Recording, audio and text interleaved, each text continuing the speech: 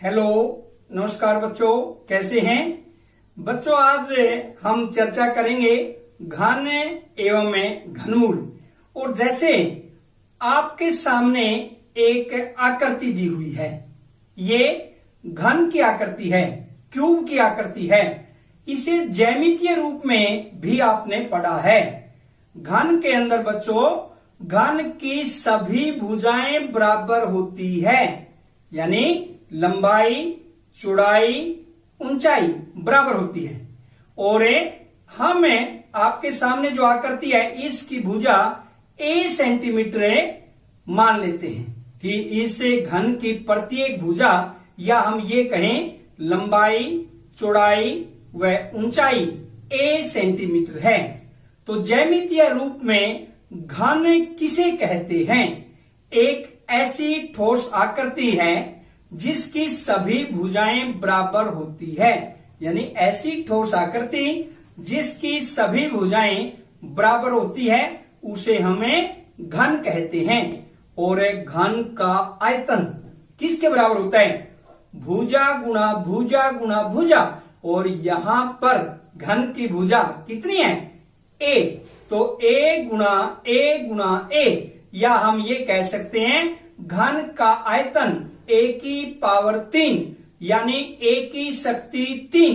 और a बराबर किसके है? यहां पर भुजा। और a का माप दिया हुआ है बच्चों, a बराबर 3 सेंटीमीटर। अब हम इसे घन का आयतन निकालते हैं। और घन का आयतन वही जो फार्मूला में दिया हुआ है, a गुणा a, भुजा गुणा भुजा गुणा भुजा, या हम कहें 3 गुणा 3 घन सेंटीमीटर कहेंगे। इसका जो मात्रक है क्या है? घन सेंटीमीटर। और हम ये कह सकते हैं घन का आयतन 27 घन सेंटीमीटर आएगा। तो ज्यामितीय रूप में बच्चों इसका जो आयतन आएगा वो कितना आएगा? 27 घन सेंटीमीटर। मैं चर्चा करेंगे घन संख्याओं के बारे में कि घन संख्याएं क्या होती है। आपके सामने है, जब एक संख्या को स्वयं में उसी से 3 बार गुणा किया जाता है, यानी कोई संख्या है और स्वयं ही उसको 3 बार गुणा किया जाता है, उसे हमें घन संख्या कहते हैं। और जैसे ये आपके सामने है संख्या एवं घन संख्याओं की सारणी। संख्या बच्चों दी हुई आपके सामने, जैसे 1 2 3 4 5 6 7 8 9 10। और ऐसे ही घन संख्याएं भी दी हुई है। और घन संख्याओं में देखिए आपके सामने अब संख्या 1 है, घन संख्या 1 है, और 1 का घन या 1 की शक्ति 3 बराबर किसके होगा? 1 गुणा 1, यानी बराबर 1। ऐसे ही बच्चों संख्या कितनी है? 2। और घन संख्या कितनी होगी इसकी? 2 की शक्ति 3, या हम कह सकते हैं 2 गुणा 2, यानी बराबर किसके होगा? 8 के। और ऐसे ही बच्चों हमें 3 संख्या है, इसकी घन संख्या निकालना चाहते हैं या 3 का घन निकालना चाहते हैं, उसे कैसे दर्शाएंगे? 3 की शक्ति 3, यानी हम ये कह सकते हैं 3 गुणा 3, यानी कितना होगा? 27। और ऐसे ही संख्या 4 है, 4 का घन यानी 4 की शक्ति 3 बराबर 4 गुणा 4 कितनी होगी बच्चों? 64। ऐसे ही प्रत्येक संख्या का हमें क्या करेंगे? घन निकाल सकते हैं। आपके सामने है 5 का घन, यानी संख्या 5 है और उसका घन कितना है, या घन संख्या कहेंगे हम कितनी है? 125, क्योंकि 5 गुणा 5। ऐसे ही 6, संख्या 6 है, 6 का घन कितना होगा, या 6 की घन संख्या कितनी होगी? 6 गुणा 6 216। ऐसे ही 7 का घन 343। ऐसे ही बच्चों 8 का घन 512। ऐसे ही 9 का घन 729। और 10 का घन कितना होगा? 1000। अब हम दूसरी तरफ देखते हैं सारणी को। दूसरी सारणी देखिए, अब संख्या व घन संख्या दी हुई है। ऐसे ही 11 का घन कितना होगा? 1331। 11 गुणा 11। और ऐसे ही 12 का घन यानी संख्या 12 है उसका घन कितना होगा बच्चों 1728 और 19 का घन 6859 और 20 का घन बच्चों 8000। और आपके सामने एक नाम आया है रामानुजन। आपने बच्चों रामानुजन का नाम सुना है? बिल्कुल सही, रामानुजन एक बहुत ही उच्च कोटि के गणितज्ञ हुए हैं और रामानुजन का संख्याओं से बहुत अधिक लगाव था, यानी संख्याओं से बहुत ज्यादा प्यार करते थे रामानुजन। बच्चों एक बार रामानुजन इंग्लैंड के अंदर रहते थे और जब वो बीमार हुए, हॉस्पिटल में एडमिट थे, उसको मिलने के लिए उसके बहुत ही अभिन्न मित्र कैम्ब्रिज यूनिवर्सिटी में हार्डी प्रोफेसर, गणित के प्रोफेसर, वो मिलने के लिए एक टैक्सी में आए। और वो आने के बाद जब रामानुजन ने पूछा, उसके बाद रामानुजन को जब पता लगा कि ये टैक्सी में आए हैं, तो क्योंकि वो भी गणित के एक महान प्रोफेसर रहे हैं हार्डी कैम्ब्रिज यूनिवर्सिटी में, तो रामानुजन ने पूछा आप जिस टैक्सी में आए हैं उस टैक्सी का नंबर बताइए। तो बच्चों हार्डी ने कहा बड़ा ही बोरिंग नंबर है, मैं उस नंबर को सबसे ज्यादा बोरिंग मानता हूं, और टैक्सी का नंबर था 1729। तो रामानुजन मुस्कुराए और रामानुजन ने कहा ये 1729 बहुत ही प्रिय नंबर है। 1729 ऐसी सबसे छोटी संख्या है जो दो संख्याओं के घनों के योग के बराबर होती है, और आपके सामने बच्चों 1729 बराबर किसके होता है 1728 प्लस 1, या हम इसको कर सकते हैं 12 का घन प्लस में 1 का घन।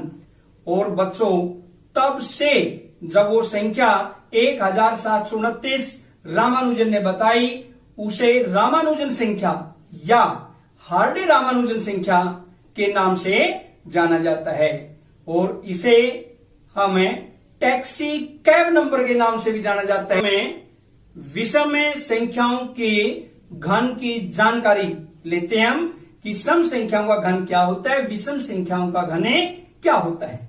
एक बच्चा इसी पर एक सारणी को देख रहा है और उस पर बिल्कुल गहन चिंतन कर रहा है, वो पढ़ रहा है, उस सारणी में देख रहा है कि सम संख्याओं का घन क्या होता है और विषम संख्याओं का घन क्या। अब बच्चों संख्या और घन संख्या देखिए, अब वो बच्चा उस सारणी में देख रहा है कि संख्याएं क्या है, जैसे 11 का घन, 12 का घन, 13 का घन, 14 का, यानी 20 के घन तक। और बच्चों जब उस बच्चे ने देखा कि जो सम संख्याएं हैं, आपके सामने जो सम संख्याएं हैं, जैसे सम संख्याएं 12, 14, 16, 18, 20, उन संख्याओं का घन भी सम आता है, यानी सम संख्याओं का घन सम आता है। और जब बच्चे ने दोबारा से देखा, विषम संख्याओं के बारे में चिंतन किया, 11, 13, 15, 17, 19, तो विषम संख्याओं का घन भी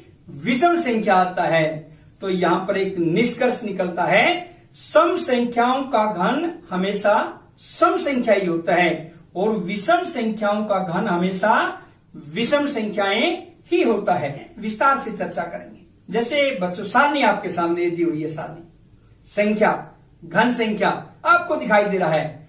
संख्याएं 11, 12, 13, 14, 15, 16, 17, 18, 19, 20 तक संख्याएं दी हुई है बच्चों, और इनकी घन संख्याएं दी हुई है। जैसे 11 का घन 1331, 12 का घन 1728, ऐसे करते करते 20 का घन 8000 हो जाता है।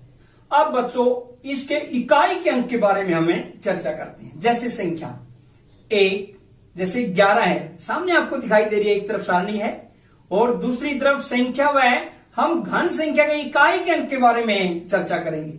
सारणी में देखिए एक बार, 11, 12, 13 ये संख्याएं हैं, घन संख्याएं दी हुई है, और दूसरी तरफ बच्चों क्या है, संख्या में इकाई का अंक, वह घन संख्या में इकाई के अंक पर हमें चर्चा करेंगे।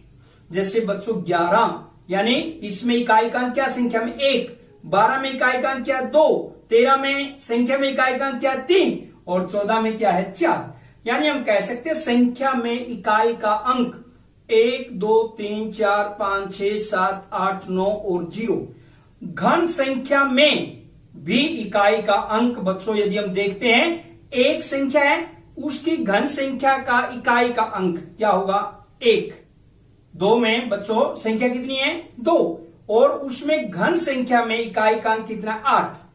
जैसे देखिए 12 आपके सामने सारणी में 12 का घन 1728, यानी संख्या में इकाई का अंक 2 है और घन संख्या में इकाई का अंक 8। यानी हम कह सकते हैं अगर संख्या का इकाई का अंक 2 है तो उसकी घन संख्या का इकाई का अंक हमेशा 8 होता है। ऐसे ही बच्चों जैसे 13 है, 13 में आप सारणी है सामने 7 में सारणी में देखिए 13 इकाई का अंक क्या 3 और इसका घन देखिए 2197 है, कितना आएगा 7। घन संख्या में इकाई का अंक 7 है। यानी हम कह सकते हैं कि जिस संख्या का इकाई का अंक 3 है उसकी घन संख्या का इकाई का अंक हमेशा 7 होगा।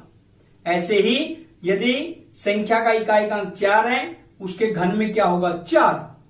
अगर 5 है तो घन संख्या में 5 और अगर 6 है तो घन संख्या में 6 और अगर 7 है बच्चों तो क्या होगा 7 में देखिए उसकी घन संख्या का इकाई का अंक 3 होगा। और 8 में देखिए बच्चों क्या है 8 में घन संख्या का इकाई का अंक क्या होगा 2। अगर 9 है तब भी इकाई का अंक हमेशा 9 ही आता है और अगर 0 है बच्चों संख्या का इकाई का अंक तो उसकी घन संख्या का इकाई का अंक भी हमेशा 0 आता है। सिर्फ अगर घन संख्या और संख्या में अगर हम अंक की बात करते हैं इकाई के अंक की, अगर 2 है तो 8 आएगा घन संख्या, अगर 3 है 7 आएगा, 8 है 2 आएगा और 7 है 3 आएगा। बाकी यूं के यूं रहते के प्रतिरूप के बारे में चर्चा करते हैं। रोचक प्रतिरूप के बारे में बच्चा देखता है और बच्चा क्या महसूस करता है, क्रमागत विषम संख्याओं को जोड़ना। यानी बच्चा देखता है कि क्रमागत विषम संख्याओं का जोड़ और घन में आपस में क्या संबंध है, वो रोचक के प्रतिरूप देखता है। अब देखिए बच्चों आपके सामने दिखाई दे रहा 1 बराबर 1 या हम कह सकते हैं 1 का घन, यानी 1 का घन 1 ही होता है। और अब आपके सामने देखिए 2 विषम संख्याएं हैं 3 + 5 कितना हुआ 8 और ये हो जाता है 2 का घन। और ऐसे ही अब आपके सामने क्या है बच्चों 3 विषम संख्याओं का योग 7 + 9 + 11 कितना हुआ बच्चों 27 या हम ये कह सकते हैं 3 का घन। और बच्चों अब 4 विषम संख्याओं का योग 13 + 15 + 17 + 19 कितना होता है 64 या हम बच्चों इसको कह सकते हैं 4 का घन। और ऐसे ही अगर हम 5 विषम संख्याओं को जोड़ते हैं 21 + 23 + 25 + 27 और प्लस में 29, इनका योग बैठता है 125 और ये होता है बच्चों 5 का घन। अब देखिए इसमें क्या रोचक प्रतिरूप है। ऐसे ही 6 का घन आ जाता है, उसमें 6 विषम संख्याएं। ऐसे ही 7 का घन आ जाता है, डैश डैश डैश ऐसे लगाया हुआ है मैंने। इसका अर्थ क्या है, जो आपको ये डैश डैश डैश आपके सामने दिखाई दे रहा है, इसका अर्थ 6 का घन, 7 का घन, 8 का घन। और लास्ट में अब देखिए क्या यह रोचक नहीं है। योग 10 की पावर 3 प्राप्त करने के लिए, यानी योग 10 की पावर 3 प्राप्त करने के लिए कितनी क्रमागत विषम संख्याओं की आवश्यकता होगी। तो बच्चों आप सोचिए एक बार, बिल्कुल सोचिए कि अगर 10 की पावर 3 यानी 10 की शक्ति 3 हमें प्राप्त करना है, कितनी क्रमागत विषम संख्याओं की आवश्यकता होगी। और कितनी क्रमागत विषम संख्याओं की आवश्यकता होगी बच्चों 10। बच्चों, आपने घन ज्ञात करना व संख्याओं का घन ज्ञात किए बिना उनकी घन संख्याओं के इकाई के अंक के बारे में जानकारी हुई। सर जी, हमें घन ज्ञात करना अच्छे से आ गया। जी सर, हम संख्या का बिना घन ज्ञात किए इकाई का अंक बता सकते हैं। सर, आज हमें बहुत अच्छे से समझ में आया है। बच्चों, अगर ये आपके अच्छे से समझ में आ गया तो ये कुछ प्रश्न जो आपने स्वयं हल करने हैं। प्रश्न नंबर 1, निम्न संख्याओं के घन ज्ञात कीजिए। 45, 74, 103। प्रश्न नंबर 2, निम्न संख्याओं के घन ज्ञात किए बिना उनकी घन संख्याओं के इकाई का अंक बताइए। 108, 73। सर जी, हम ये प्रश्न स्वयं घर से करके लाएंगे। जी सर, हम ये प्रश्न स्वयं करेंगे। बच्चों, आज की वीडियो में इतना ही। जय हिंद, जय भारत।